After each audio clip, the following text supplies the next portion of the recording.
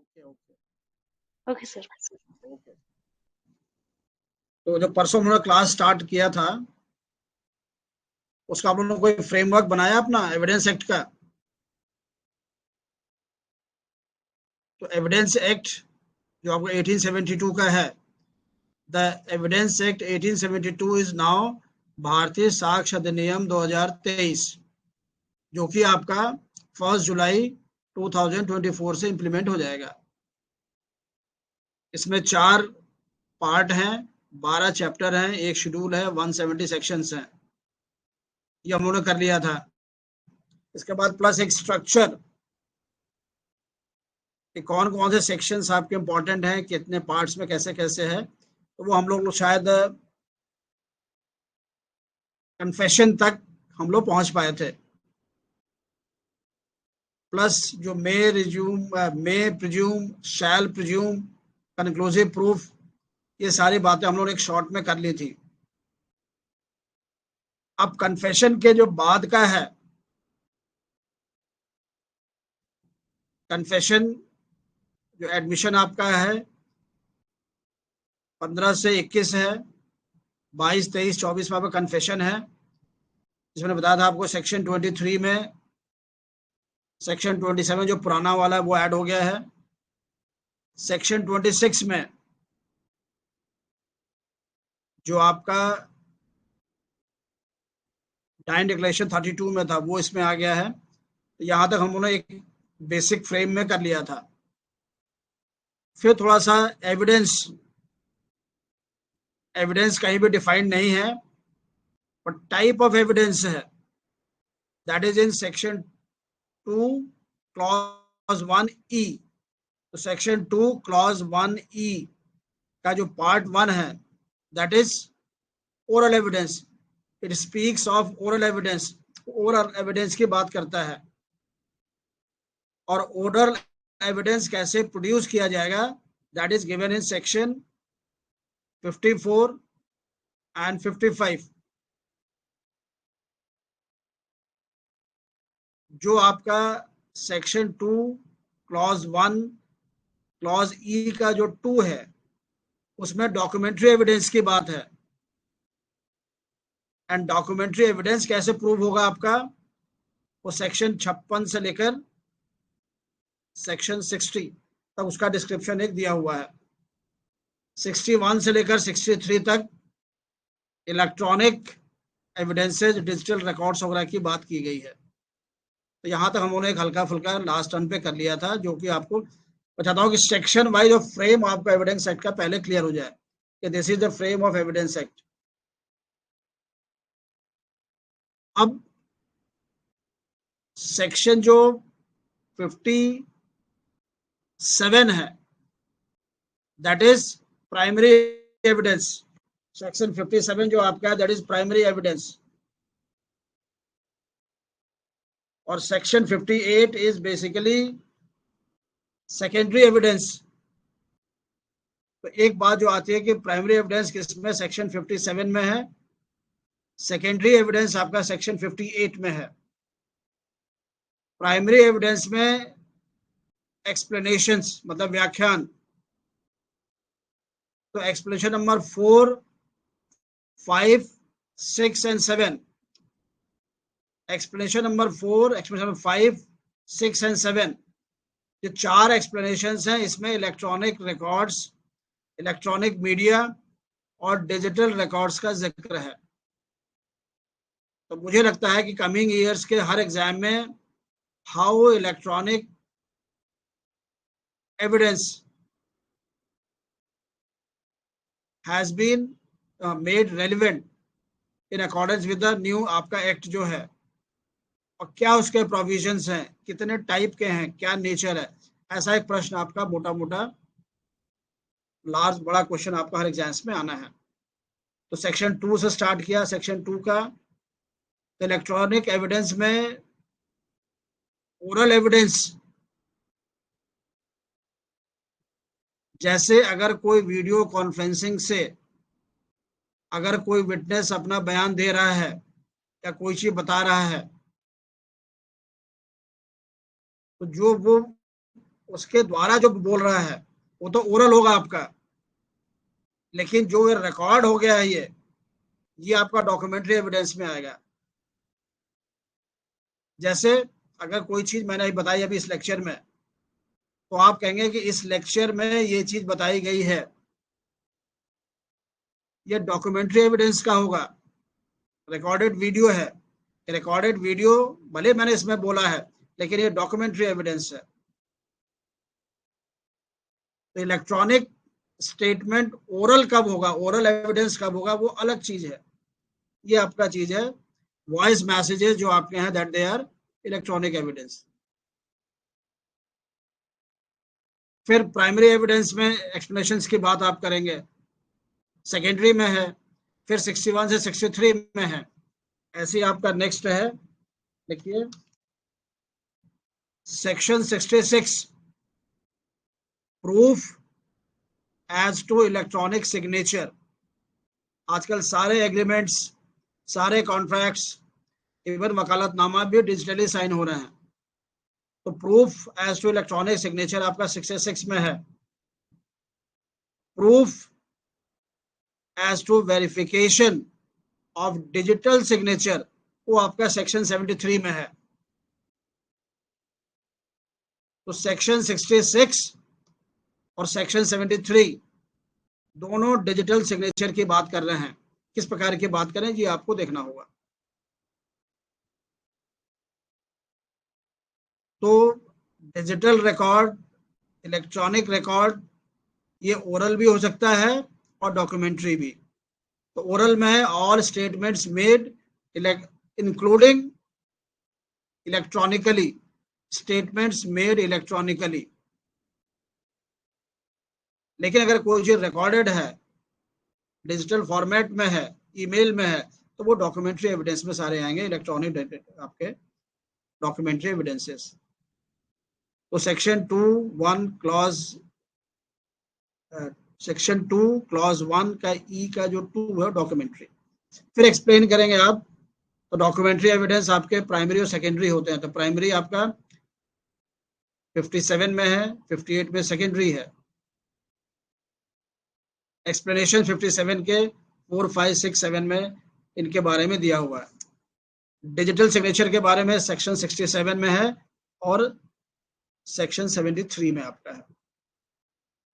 तो section wise भी याद हो, तो कई चीज ऐसी होती है जो आपको बेयर एक्ट का हूबहू रटना होता है, प्लस उसका कंटेंट क्या वो भी आपको देखना है। तो अगर प्रश्न आता है कि proof as to electronic signature, तो 66 में है वो। और आता है proof as to verification of digital signature, वो 73 में है। उसकी हेडिंग ही वही है। तो प्रूफ ऑफ इलेक्ट्रॉनिक सिग्नेचर की बात करेगा तो वो 66 में है।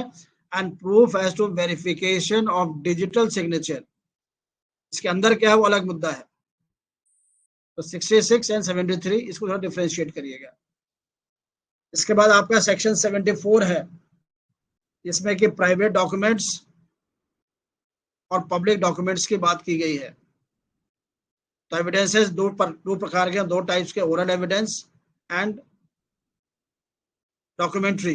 डॉक्यूमेंट्री का ज्यादा दायरा है, ज्यादा बड़ा स्कोप है, क्योंकि उसकी रेलेवेंसी ज्यादा है, ऑथेंटिसिटी ज्यादा है और डिटेल में डिस्कस भी है वो।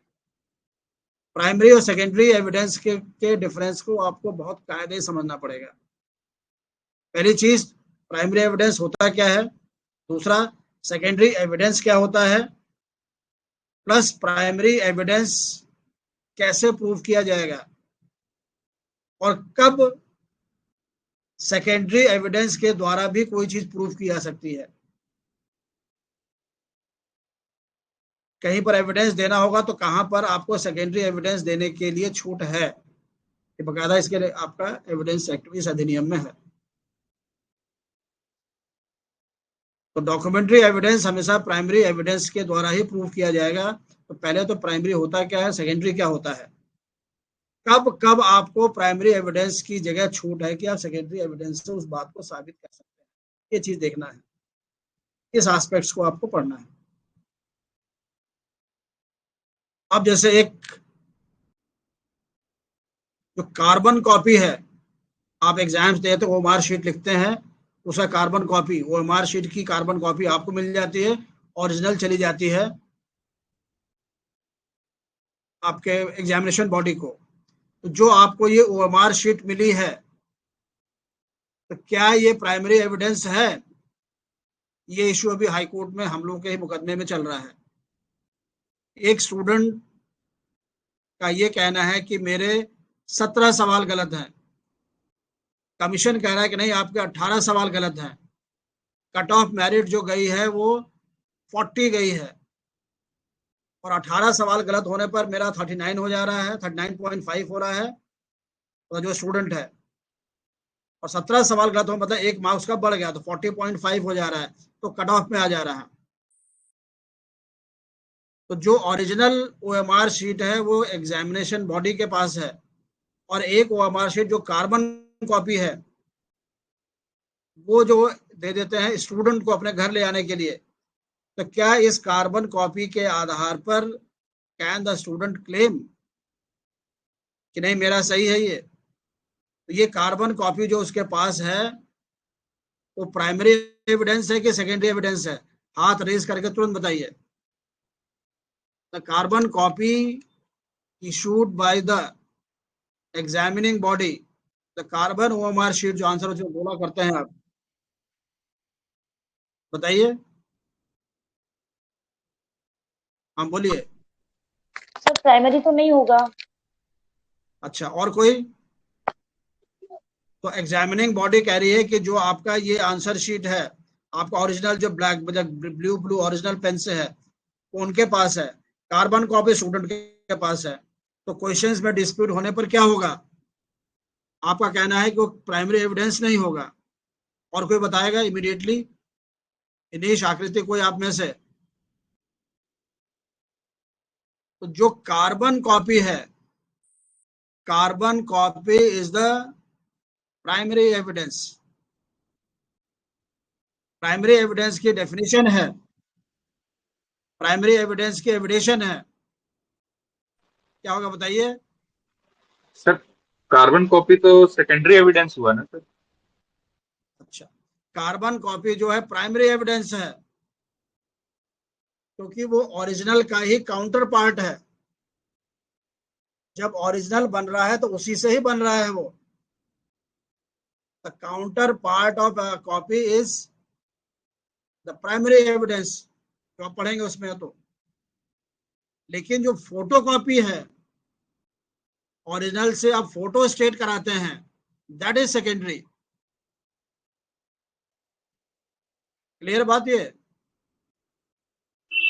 बात क्लियर हुई? जी सर। सर ये कार्बन कॉपी में जो ये ओएमआर शीट क्या होता है सर, इसमें कभी कभी वो गोले बढ़ते हुए अगल बगल चला जाता है, तो उसके लिए सर ये अगर डिस्प्यूट होता है तो फिर क्या करेंगे? तो वो अलग मुद्दा है, जी। वो तो अलग इशू है। लेकिन काउंटर पार्ट दिया ना उस कार्बन कॉपी से ही बना है डायरेक्टली, जी इसलिए उसको ही मानते हैं प्राइमरी एविडेंस। जी जी जी, वो भी लेकिन प्राइमरी होगा। जो आप फोटो कॉपी कराते हैं, जी वो ओरिजिनल के साथ नहीं बना है, वो आपने ओरिजिनल का फोटो कराया है। जी photo copy secondary, but carbon copy is. तो ये बारीक चीजें अपने मेंस के लिए भी देखना है और मेंस के लिए भी देखना है। तो ये थोड़ा थोड़ा चीजें आपको समझनी होंगी। तो primary evidence, secondary evidence, digital signature के एविडेंस, ये तमाम चीजें।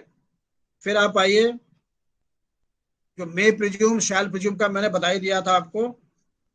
अब बर्डन ऑफ प्रूफ जो है, बर्डन ऑफ प्रूफ आपका 104 सेक्शन आपको याद रखना, बस बर्डन ऑफ प्रूफ की बात किसमें है? 104। और 105 बर्डन ऑफ प्रूफ किस पर लाई करता है? वो change, burden of proof shift होता रहता है, हम लोग डिस्कस करें कैसे शिफ्ट होता है। किस कभी आपको प्रूफ करना होता है, कभी आपको प्रूफ करना होता है।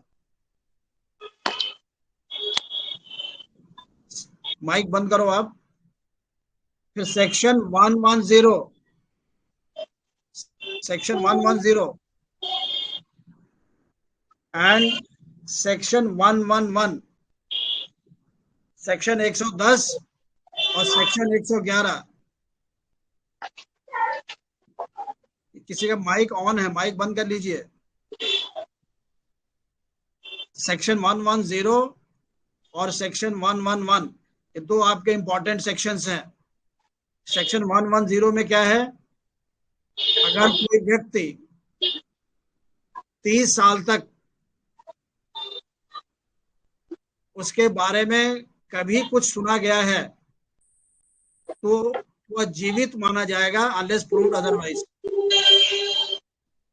और 111 में क्या है, सेक्शन 111 में, कि अगर 7 साल तक किसी के बारे में नहीं सुना गया है तो वह डेड माना जाएगा अनलेस प्रूव्ड अदरवाइज। तो सेक्शन 110 सेक्शन 11 पढ़ लीजिएगा। तो इसमें एक 30 साल का बात है, 7 साल की बात है, और दोनों में क्या डिफरेंस है। कोई व्यक्ति जीवित है कि मृत्यु है, इसके बारे में आपका सेक्शन 110 में और सेक्शन 111 में है। फिर आपका है सेक्शन 116। हमने पढ़ा था कि सेक्शन 116 एविडेंस एक्ट में दो ही सेक्शन ऐसे हैं विच आर कंक्लूसिव प्रूफ। एक सेक्शन 35 है और एक सेक्शन आपका 116। ये दो आपके कंक्लूसिव प्रूफ हैं। सेक्शन 35 में जो आपके प्रोबेट वगैरह है, डिसीजंस वगैरह के बारे में है। सेक्शन 116 जो है, सेक्शन 116 में कंक्लूसिव प्रूफ है कि अगर कोई बच्चे का जन्म होता है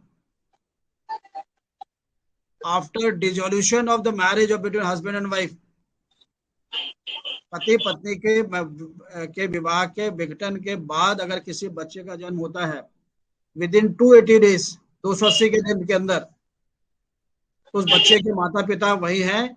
ये कंक्लूसिव प्रूफ माना जाता है और कोर्ट को मानना ही माने, इसको डिनाई नहीं कर सकता है। ये 116 आपको याद रखना है। फिर आपका आना है 121, सेक्शन 121 सबने काफी पढ़ा होगा, कॉन्ट्रैक्ट एक्ट में भी पढ़ा होगा काफी। Estoppel, STOPPEL। अपना माइक बंद करिए, आपकी आवाज भी आ रही है बीच बीच में। Estoppel, STOPPEL, section 121। अब जो आपका विटनेस का चैप्टर है, लिखिए चैप्टर 9 विटनेसेस के बारे में। तो हु कैन टेस्टिफाई, कौन विटनेस हो सकता है, इस सेक्शन 124 में है। और कौन हो सकता है विटनेस, जो भी बातों को समझ सकता है, he can understand the things. जो चीजें वो बता रहा है, जो तथ्यों को समझने की क्षमता रखता है, which capable of understanding the things, वो टेस्टिफाई कर सकता है। वो 124 में आप पढ़ेंगे, उसकी डेफिनेशन है। फिर इसके बाद के जो सेक्शंस हैं वो खूब आपके एग्जाम्स में आते हैं। 126 husband and wife as a competent witness. Section 126 में है कब पति और पत्नी सक्षम विटनेस की कैटेगरी में आते हैं, वो 126 में है। लेकिन इससे मिलता जुलता सेक्शन क्या है, सेक्शन 128, कि कोई भी कम्युनिकेशन जो हस्बैंड और वाइफ के बीच में हुआ है ड्यूरिंग द मैरिज, उस कम्युनिकेशन को वह एविडेंस के रूप में बाद में प्रयोग नहीं कर सकते हैं। मतलब हस्बैंड और वाइफ हैं, शादी हो चुकी है, और हस्बैंड ने कहा कि अब मैंने उसको वहां पर हत्या करते, ए को हत्या करते हुए देखा बी को। अब ये बात हस्बैंड अभी वाइफ को बता रहा है, तो वाइफ जाके बाद में नहीं कह सकती है कि मेरे हस्बैंड ने ऐसी ऐसी चीज बताई। Communication between husband wife has to be confidential. तो सेक्शन 126 और सेक्शन 128 जो विटनेस देने की बात है उसमें डिफरेंस देख लीजिएगा, सेक्शन 126 में क्या है और सेक्शन 128 में क्या है। दोनों हस्बैंड वाइफ को लेकर और एक ड्यूरिंग द मैरिज के दौरान के बारे में है। 126 और 128 और 127 में है कि व्हेन कैन द जजेस and magistrate be a witness, जज और मजिस्ट्रेट का विटनेस हो सकते हैं, ये सेक्शन 127 में है। नॉर्मल है कि जजेस और मजिस्ट्रेट विटनेस नहीं हो सकते हैं, लेकिन किस कंडीशन में हो सकता है वो आपको 127 में दिया है। तो 126, तो ये जो चैप्टर है पूरा, ये बेसिकली कौन विटनेस हो सकता है, सक्षम कॉम्पिटेंट विटनेस कौन है, उसके बारे में है आपका ये। तो पहला सेक्शन 124 में ही है, a person who can understand the facts can be A competent witness, basic law है। लेकिन कुछ को मना किया गया कि ये विटनेस नहीं हो सकते, भले सक्षम हो, बातों को समझ सकते हो, लेकिन तब भी विटनेस नहीं माना जाएगा। वो सेक्शन 126 में एक एक्सेप्शन है, सेक्शन 127 में है, सेक्शन 128 में है। इसी प्रकार का section 129 affairs of the state, राज्य मतलब सरकार के संबंध वाली बातें। फिर ऑफिशियल कम्युनिकेशंस,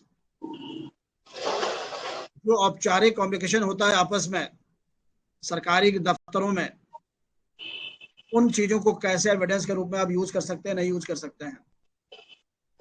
फिर आता है प्रोफेशनल कम्युनिकेशन, सेक्शन 132,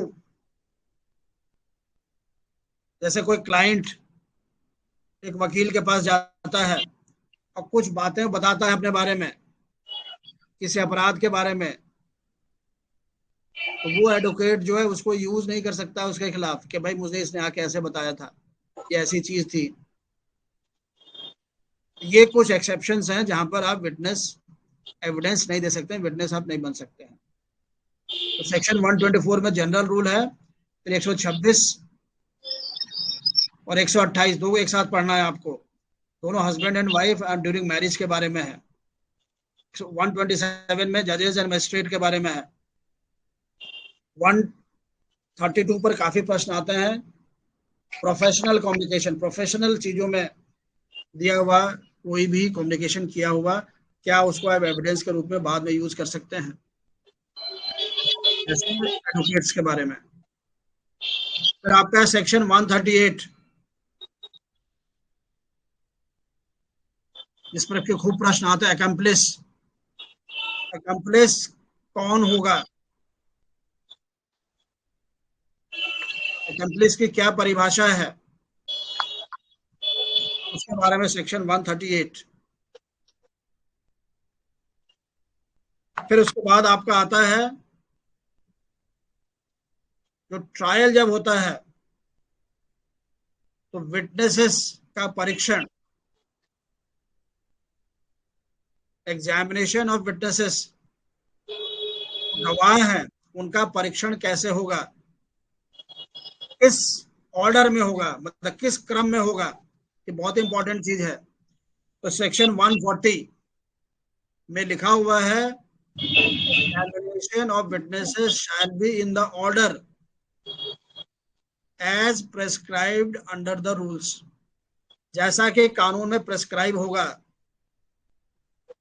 किसी परीक्षण के बारे में, किसी ट्रायल के दौरान, कि भाई पॉस्को में ऐसे होगा, करप्शन एक्ट में ऐसे होगा, इसमें ऐसे होगा। तो अंडर द रूल्स जो प्रक्रिया, जो क्रम दिया होगा, पहले किसका परीक्षण होगा, फिर किसका होगा, किसका होगा, जैसा रूल्स कहेगा, ऐसा रूल्स में दिया हुआ है, दैट विल डिसाइड। लेकिन अगर रूल्स नहीं दिया हुआ है, देन कोर्ट विल डिसाइड। फिर न्यायालय पर निर्भर करेगा, न्यायालय कहेगा इस क्रम में आप लोग अपना साक्ष्य पेश करिए या विटनेसेस का परीक्षण करिए। तो 140 इंपॉर्टेंट है, अगर रूल्स प्रेस्क्राइब्ड है तो अकॉर्डिंग द रूल चलेगा, कहीं नहीं पर प्रेस्क्राइब्ड रूल्स है तो दो चलेगा आपका, as per the description of the court. फिर आपका आता है ऑर्डर ऑफ एग्जामिनेशन, जो एविडेंस एक्ट में दिया हुआ है, वो सेक्शन 143, किस क्रम में परीक्षण होगा, वो सेक्शन 143 में है। तो पहला, सबसे पहले कौन आएगा, एग्जामिनेशन इन चीफ, मुख्य परीक्षक। फिर क्रॉस एग्जामिनेशन, फिर री एग्जामिनेशन। तो एविडेंस एक्ट में क्रम दिया हुआ है, किस क्रम में गवाहों का, विटनेसेस का परीक्षण होगा। That sequence is given in evidence act section 143। Examination in chief क्या होता है? जो व्यक्ति अपने गवाह को बुलाता है, जैसे मैं मान लीजिए कि बचाव पक्ष से हूं, तो मैं अपने गवाह को पेश करूंगा। अपने गवाह को पेश करने के बाद उससे मैं सारी बातें पूछूंगा कि ऐसे हुआ, क्या हुआ, कैसे हुआ। इसको बोलते हैं एग्जामिनेशन इन चीफ, मुख्य परीक्षण। जब कोई वकील या पक्षकार अपने गवाह को बुलाता है, अपने गवाह के बारे में परीक्षण करता है, तो दैट इज कॉल्ड मुख्य परीक्षण, एग्जामिनेशन इन चीफ। और जब अपोजिट पार्टी, विपक्ष, उस एग्जामिनेशन इन चीफ विटनेस को, हमारे विटनेस को जब अपोजिट पार्टी एग्जामिन करती है, उससे सवाल पूछती है, उसका परीक्षण करती है, तो that is called cross examination. फिर री एग्जामिनेशन, पुनः परीक्षण। तो जब बचाव पक्ष अपने ही विटनेस का, गवाह का जब दोबारा परीक्षण करना जाएगा, तो that is called re examination. तो सबसे पहले क्रॉस एग्जामिनेशन, फिर आपका सबसे पहले एग्जामिनेशन इन चीफ, फिर क्रॉस एग्जामिनेशन, फिर री एग्जामिनेशन। ये 143 में इस सीक्वेंस में गवाह न्यायालय में पेश किए जाएंगे, ऐसा एविडेंस एक्ट में लिखा हुआ है। 143। फिर आपका लीडिंग क्वेश्चंस 146। लीडिंग क्वेश्चंस बोला जाता है। लीडिंग क्वेश्चंस क्या होते हैं जी, आपको सीखना पड़ेगा। ट्रायल में सबसे महत्वपूर्ण बातें होती हैं leading questions.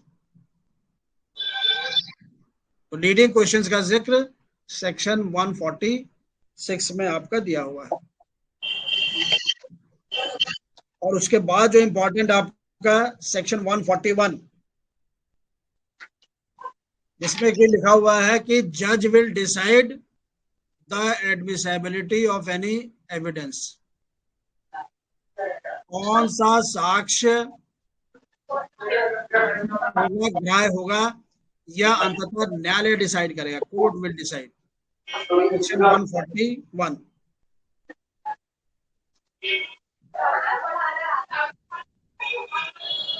Section 141 will decide, वो भी डिसाइड करेगा in accordance with law only, लेकिन ultimately the decision of the court will be final. वो सेक्शन 141 में। इसके बाद आपका शेड्यूल, जो शेड्यूल आपका दिया हुआ है 170 सेक्शंस के बाद, उस शेड्यूल में दो पार्ट हैं, पार्ट ए और पार्ट बी। पार्ट ए में लिखा हुआ है कि अगर किसी को इलेक्ट्रॉनिक एविडेंस देना है, तो वह इलेक्ट्रॉनिक एविडेंस किस रूप में दिया जाएगा, उसका एक फॉर्मेट दिया हुआ है। हर जगह फॉर्मेट होता है, इस फॉर्मेट में आपको ये चीज देनी है। अपना जैसे कास्ट सर्टिफिकेट होता है PWS का, कोई भी इस फॉर्मेट में चाहिए। तो कोई भी इलेक्ट्रॉनिक एविडेंस आपको न्यायालय में कैसे पेश करना है, उसका फॉर्मेट जो शेड्यूल एविडेंस एक्ट का, उसके पार्ट ए में दिया हुआ है। पार्ट बी में दिया हुआ है कि जो एक्सपर्ट होता है, एक्सपर्ट सर्टिफाई करता है कि हाँ, इन्होंने जो ऐसे एविडेंस दिया वो सही है, जो भी है। तो ये आपका फॉर्मेट है भारतीय साक्ष्य अधिनियम 2023, जो कि 1 जुलाई 2024 से लागू होगा पूरे देश में। और यही भारतीय साक्ष्य अधिनियम, जो बाकी दो अधिनियम है, भारतीय नागरिक सुरक्षा अधिनियम और भारतीय न्याय संहिता, ये तीनों जो एक्ट हैं, अधिनियम हैं, ये आपके 1 जुलाई 2024 से लागू हो रहे हैं। और सारा का सारा जो ट्रायल है सिविल का, क्रिमिनल का, वो इन्हीं से चलना है। बेसिक चीज जो ये अधिनियम बनाया गया है, इसका जो प्रमुख उद्देश्य है, ये उद्देश्य है कि जो लास्ट 100 ईयर्स में, बल्कि 152 साल में, 1872 का हमारा एविडेंस एक्ट है, उसके जो 150 वर्षों में जो भी चेंजेज आए हैं सोसाइटी में, उन बातों को ध्यान में रखकर कैसे ट्रायल विचारण जो है अच्छे ढंग से होगा, फेयर ट्रायल होगा, उसको अनुकूल बनाने के लिए ये आपका अधिनियम बनाया गया। दूसरा, जो टेक्नोलॉजिकल डेवलपमेंट्स हुए लास्ट 150 ईयर्स, टेक्नोलॉजी अब एक एविडेंस का आधार बन गया है। आज ही आपका कलकत्ता हाई कोर्ट ने एक जजमेंट दिया, in rape cases DNA test will not be a conclusive proof. DNA test क्या है? ये साइंटिफिक टेस्ट है। फिर कलकत्ता हाई कोर्ट ने कहा है कि डीएनए के टेस्ट के द्वारा अगर कोई चीज निकल कर आती है, कोई एविडेंस निकल कर आता है, तो कंक्लूसिव प्रूफ नहीं होगा। कंक्लूसिव प्रूफ क्या होता है? An evidence proof which is final, कोई क्वेश्चन मार्क नहीं लगा सकता है। लेकिन डीएनए टेस्ट को आज का ही है। मेरे पर्स में मेरा चश्मा, इसको दो, पापा को देना है। कौन? ये आपकी आवाज आ रही है, अपना माइक बंद करिए, माइक बंद करिए आप।